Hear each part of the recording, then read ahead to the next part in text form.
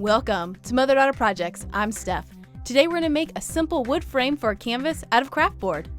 You'll need 2 to 4 boards depending on the size of your canvas, and a canvas. I made a simple design on this canvas for my living room. You'll also need a miter box or miter saw, an optional brad nailer, clamps, and glue. Start by measuring the wood to your canvas and mark where to make the cuts. Next, cut the wood.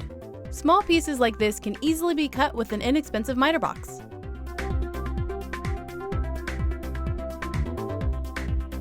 Next, stain or paint the wood, or leave natural if you like. To attach the wood to the frame, first glue the wood. We're using DAP Rapid Fuse glue, then clamp. You could wait for this to dry for a strong connection, or use a brad nailer to secure the wood while it dries and for added support. Repeat this on all sides. You'll notice I'm attaching the wood so there's a little hanging off on the back and the front. I like this look, but you can make the wood flush with the front if you like that look. Add hanging hardware on the back, or leave it off if you just want to lean the canvas.